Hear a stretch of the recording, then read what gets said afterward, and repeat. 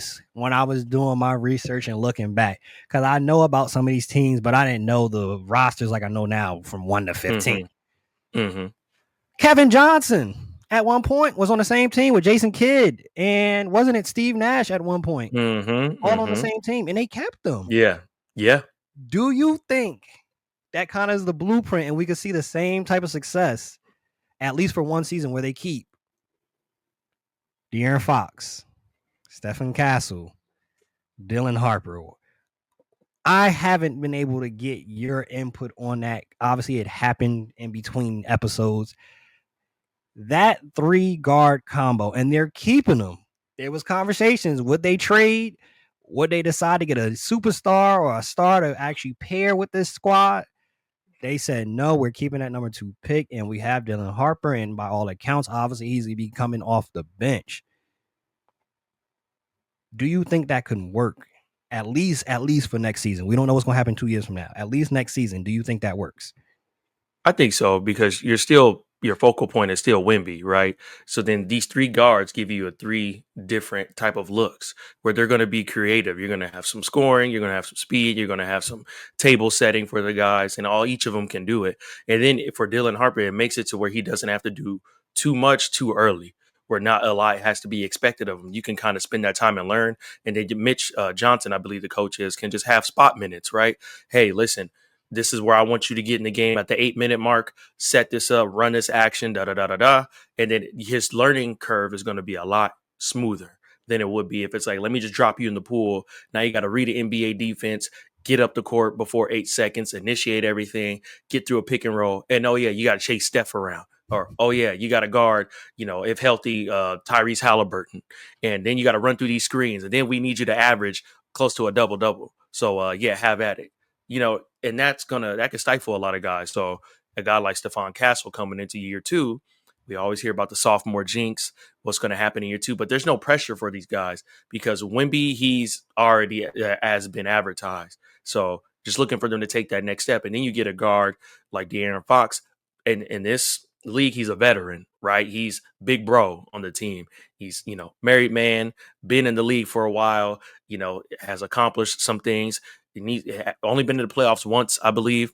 But, with his leadership on that team and how things are, you never know what that could turn into with the 3-guard lineup. And there are 3 guards that do different things, but then they do the same thing. But I highly doubt they're going to have them all 3 in the game at the same time. That part will be foolish. And I think that's the part people get hung up on. It's, you got 3 guards. But I'm not going to play them all at the same time.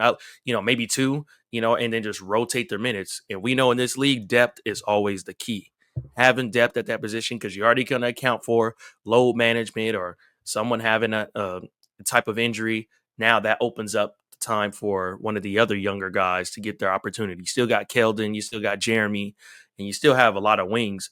Vassell, Vassell, I believe Devin. You still have those guys. So they have a lot of point guards or shooting guards. But then you got Wemby, and then you got, Cornette, and you got some other guy. So they're balancing out really well. And I think they're kind of underrated and slept on moving into this season. That Cornette signing is good, too. Imagine at some point Cornette and Wemby even sharing like 4 or 5 minutes together. I don't want to imagine.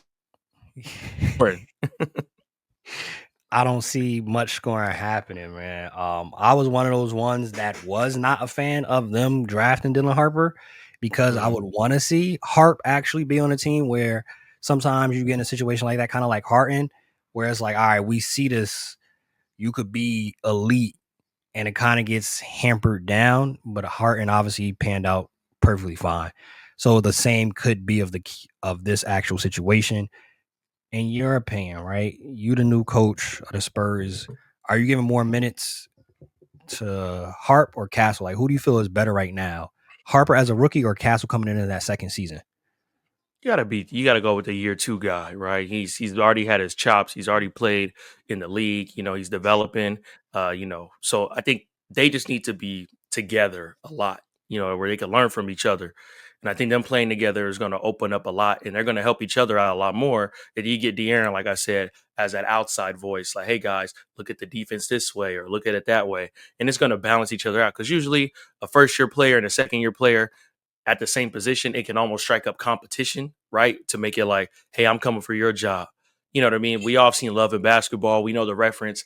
You know, she got to you when Monica got to SC, and then the other point guard was like, "You're not taking my job from no freshman." It doesn't seem like they're going to have that internal conflict where they're going to do things more collaboratively, and they're not going to step on each other's toes and kind of realize what they have. But you got to go with Stephon, unless Dylan does something that's phenomenal in the first 20 games of the season, but then you don't want to stop Stephon's growth since he's so young and still very new. Very interesting to see what happens. That was a complete detour from the episode.